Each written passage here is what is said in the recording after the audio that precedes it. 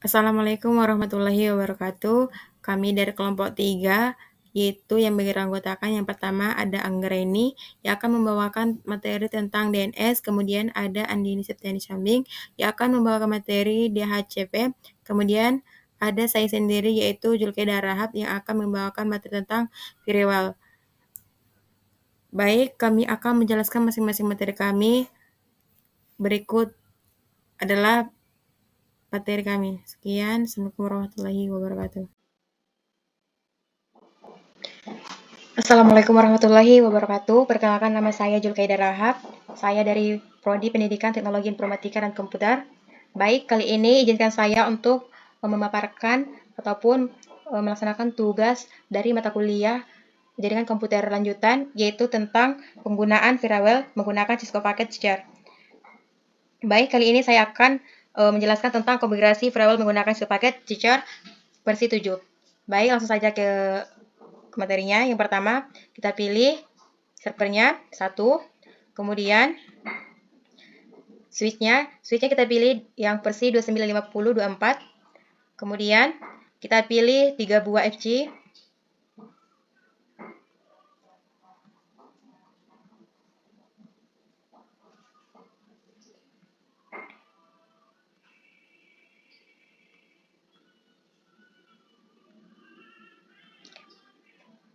kemudian kita klik ke servernya, kita masukkan nama IP-nya yaitu 192.168.10.1.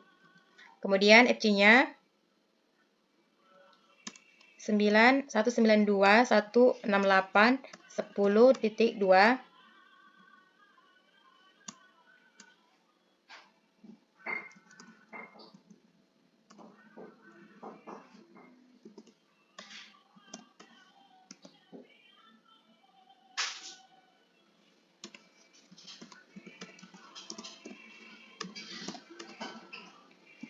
Jika sudah, kita pilih kabelnya. Di sini saya menggunakan kabel Automatical Close Connection. Langsung saja kita aplikasikan ke server, ke switch, kemudian dari switch ke 3 FC-nya.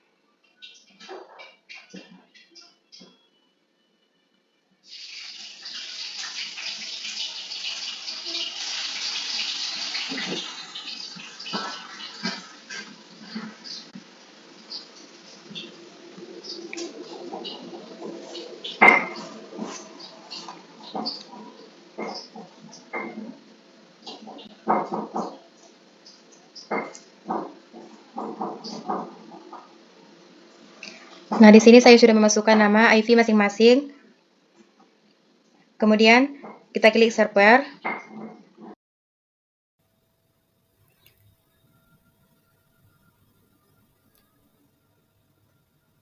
Kemudian kita klik server, kemudian akan muncul. Kita klik service, kemudian kita pilih DNS, kemudian kita klik tanda on, kemudian kita isi name. Name ini bebas, saya menggunakan julkaida.com. Kemudian kita masukkan addressnya yaitu 192.168.10.1.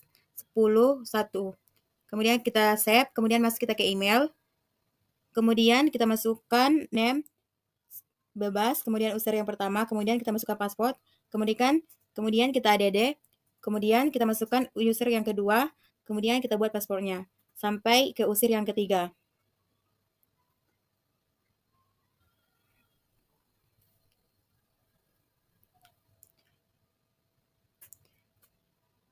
Kalau sudah, kita masuk ke desktop, kemudian kita periksa IP address-nya, lalu kita masukkan IP address-nya, kemudian kita masukkan DNS server, kemudian kita klik FC yang pertama, kita beri nama user yang pertama, yang kedua, FC yang kedua kita bikin user yang kedua, dan FC yang ketiga kita bikin user yang ketiga. Jika sudah, kita klik user FC yang pertama, terus kita masuk ke desktop, kemudian masuk kita ke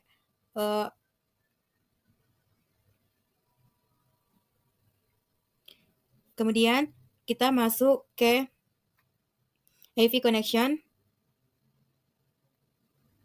Kita masuk ke AV configuration, yaitu kita masukkan IP address-nya, kemudian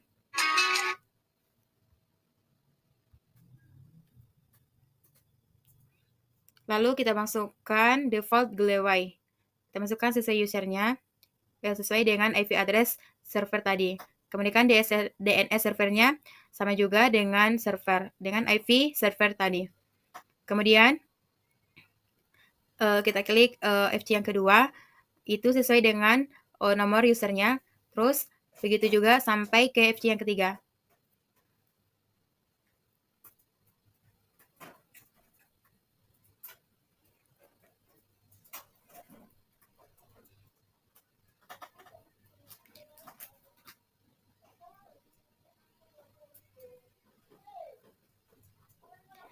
Jika sudah, kita masuk ke FC yang pertama, yaitu kita cek di web browser, kemudian kita masukkan name kita, terus kita enter, maka akan muncul Discover Packet Tracer. Jika sudah, kita cek lagi ke email, terus kita masukkan username yaitu user yang pertama, kemudian kita masukkan email address-nya yaitu user yang pertama, nama yang kita buat tadi, terus kita masukkan MS yaitu nama kita, terus OMS-nya kita masukkan nama kita juga, kemudian username-nya kita buat user yang pertama, terus untuk password-nya itu bebas.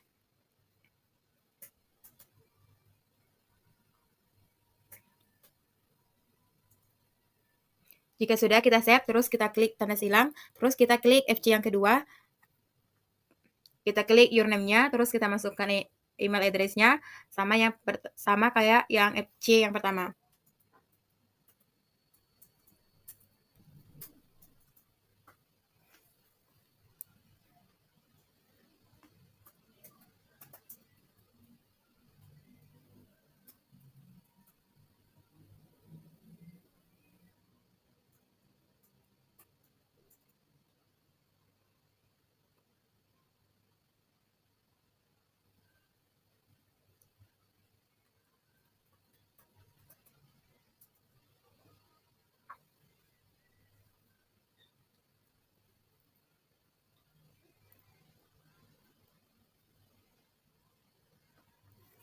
Nah, ketika ketiganya sudah kita isi, maka kita masuk kembali ke server.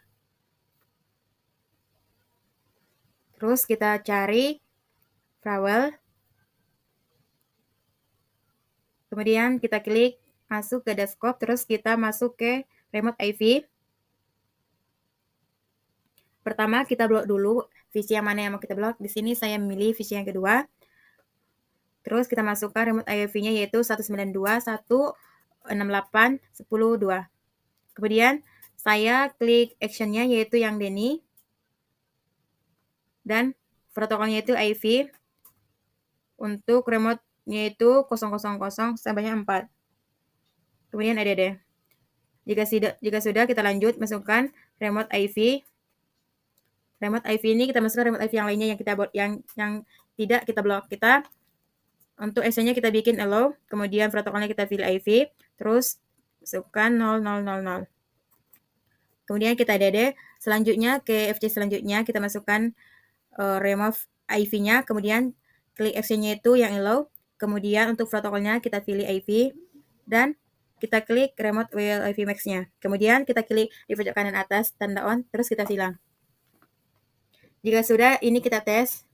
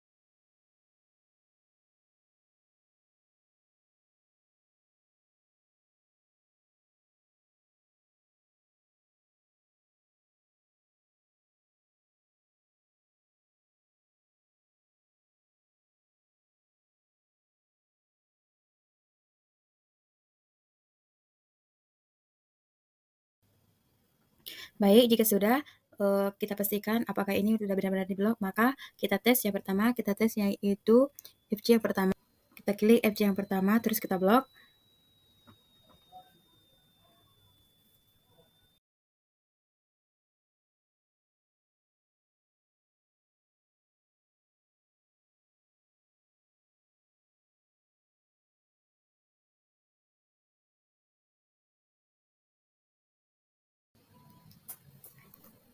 Setelah kita blok, terus kita klik, maka akan muncul kolom paling pojok kanan, yaitu sukses untuk user yang pertama. Terus kita klik juga untuk user yang kedua, dan hasilnya juga sukses.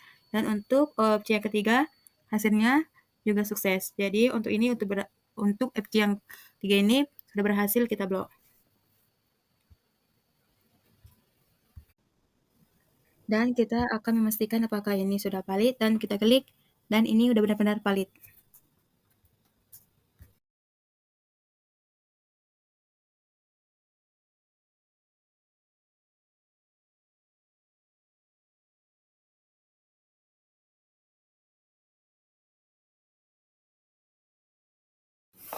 Kemudian kita pastikan lagi, kita blok, kemudian kita masuk ke browser, kemudian kita klik URL.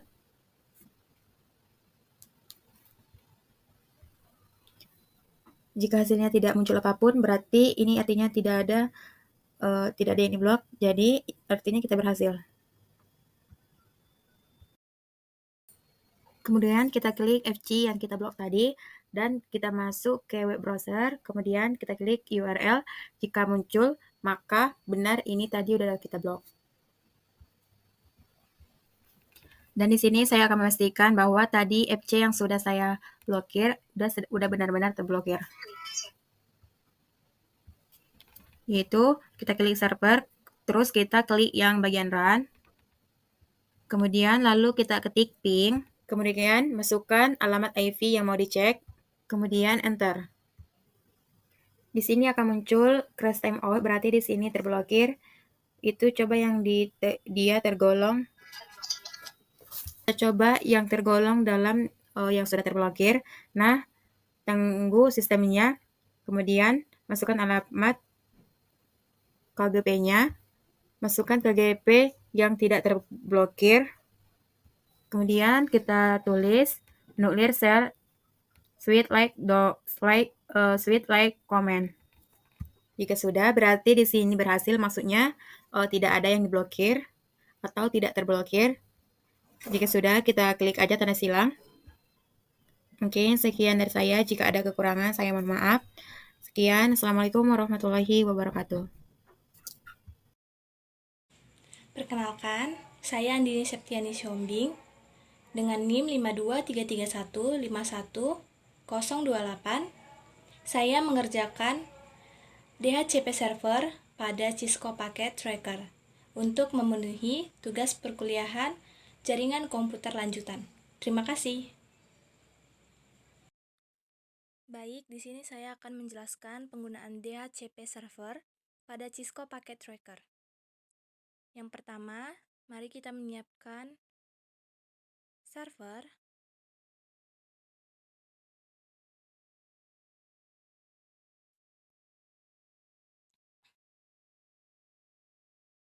Kemudian, siapkan switch.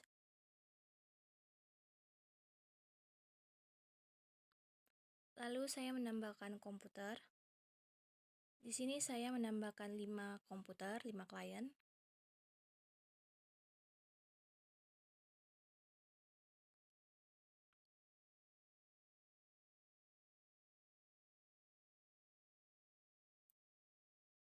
Setelah itu rapikan terlebih dahulu.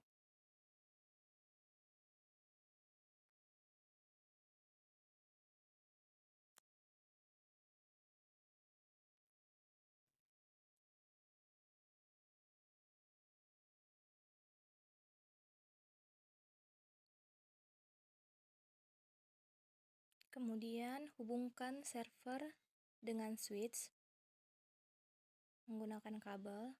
Kemudian switch dengan komputer, semua komputer. Di sini saya menggunakan kabel yang manual.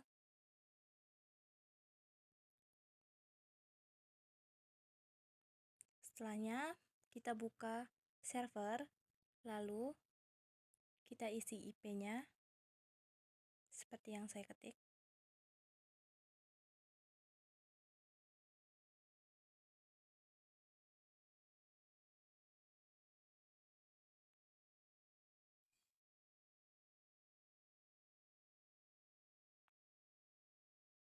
Setelah itu kita pilih DHCP pada service, pilih DHCP, lalu service-nya pilih on, kemudian start IP-nya mulai dengan 2,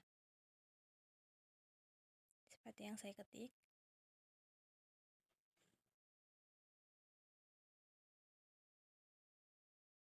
Kemudian kliennya pilih kliennya 5, karena kita menggunakan komputernya 5. Setelah selesai, klik save.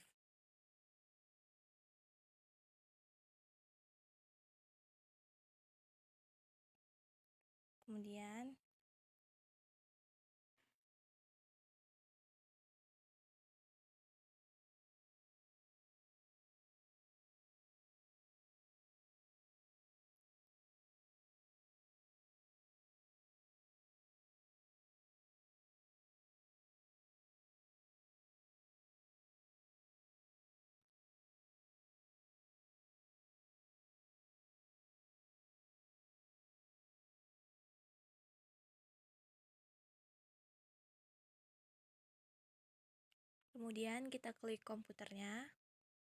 Pada komputer 1, pada bagian IP, configuration, kita pilih DHCP.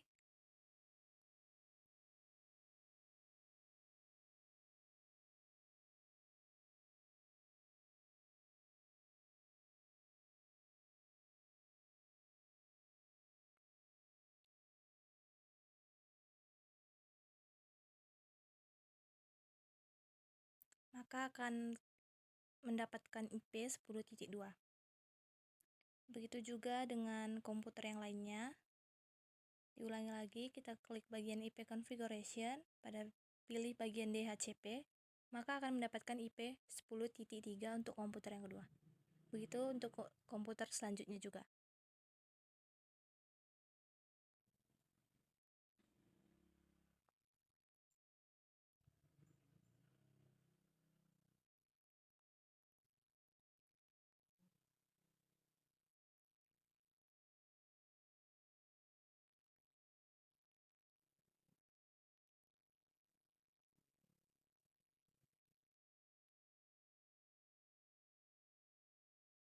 Di sini tadi saya lupa meletakkan 2 untuk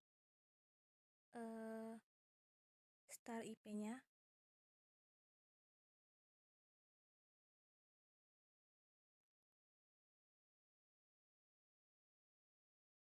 Kemudian kita dapat memastikan pesannya berhasil dengan mengirim pesan dari server pada komputer atau pada klien. Jika berhasil, maka DHCP-nya akan berhasil. Sekian dari saya, terima kasih.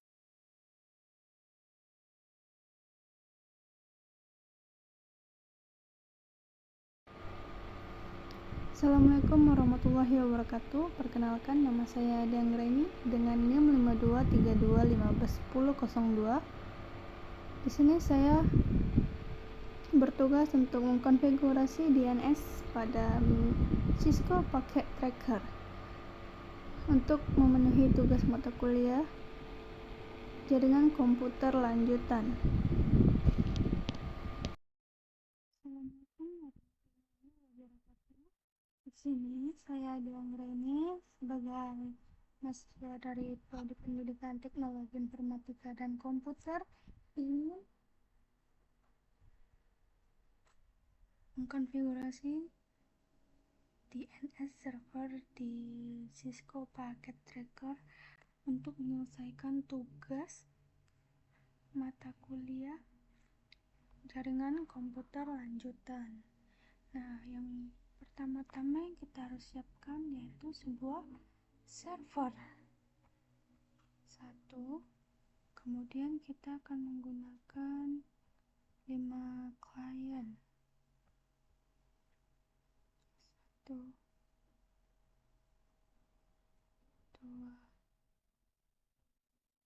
lima.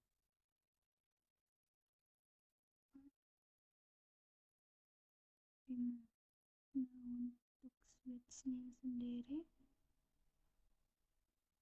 kita akan menggunakan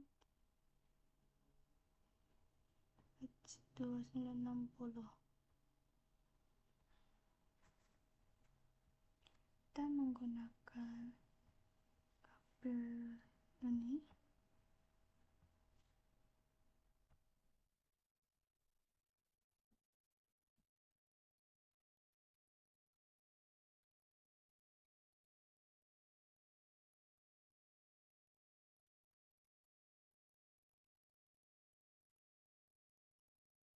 Oke.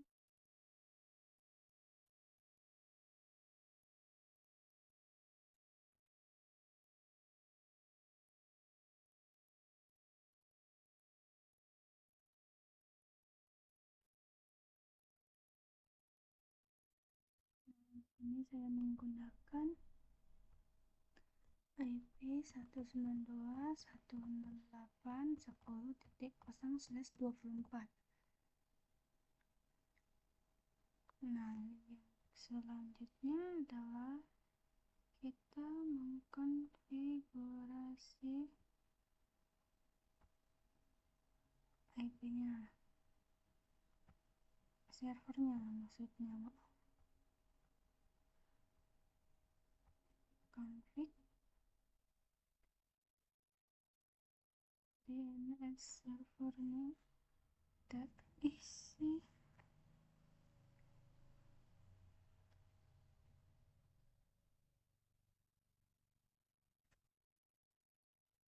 internetnya, kita isi dengan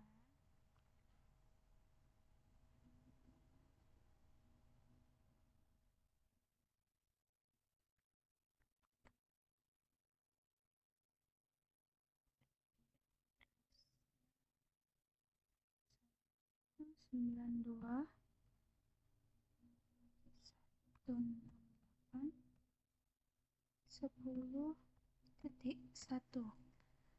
Nah, untuk subnet maxnya sendiri itu sudah terisi.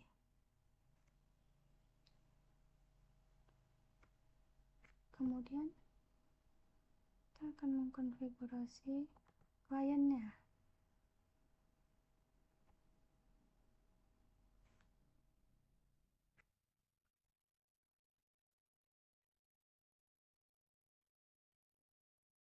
Ini konfigurasi. Sini kita menggunakan IP 192.168.10.2 dan subnet masknya kondisi sendiri. Serta DNS servernya kita mengisikan alamat IP yang tadi 192.168.10.1.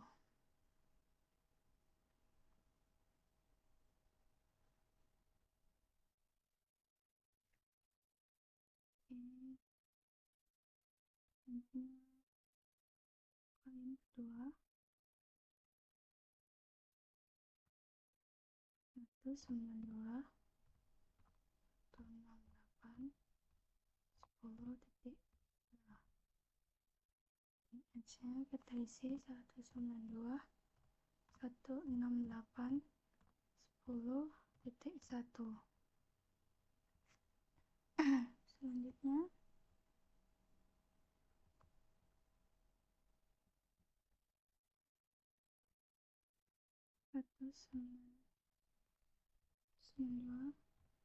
satu enam delapan 10.4.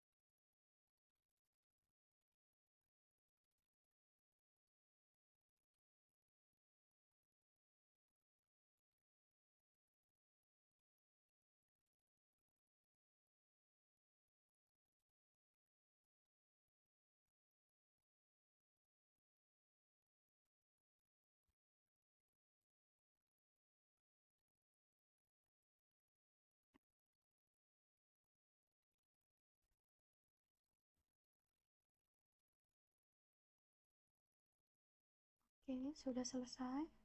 Selanjutnya akan kita periksa dulu.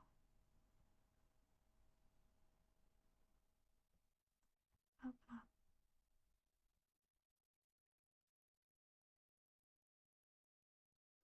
Sini kita cek HTTP-nya sudah on.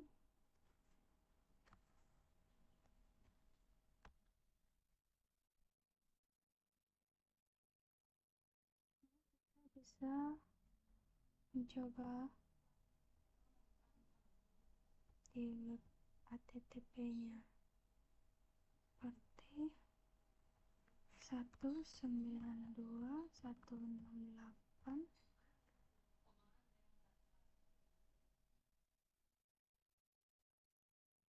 10.1. Nah, seperti sini sudah bisa ya. Coba kita cara lain.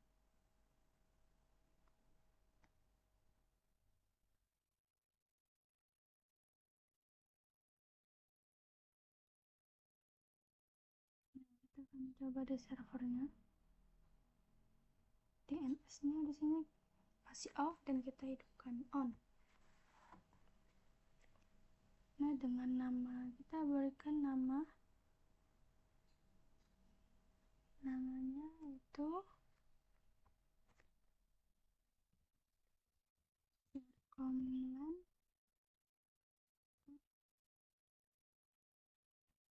Studio. Oke, addressnya kita isi IP 192.168.10.1.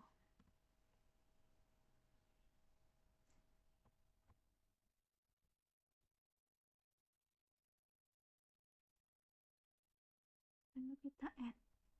Oke. Nah, kita di sini coba untuk di PC nomor 1 dengan mencari share command studio. Nah, sudah bisa. Kita akan mencobanya juga di server.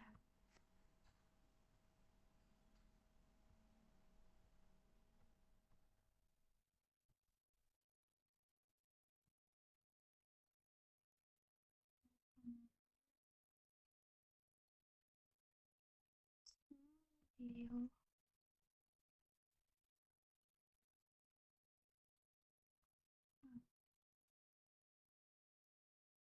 Nah, beginilah hasil dari saya mengkonfigurasi DNS server. PC2 kita coba ya. Dan klik 1 ada dan jadi dia namanya share command studio. Ada juga untuk PC nomor 3. Kita cek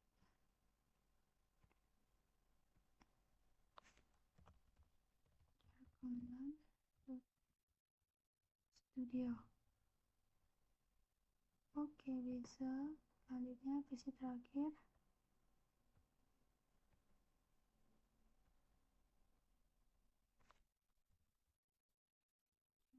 Command studio. Ada juga. Nah, begitulah hasil dari konfigurasi saya mengenai DNS server. Terima kasih.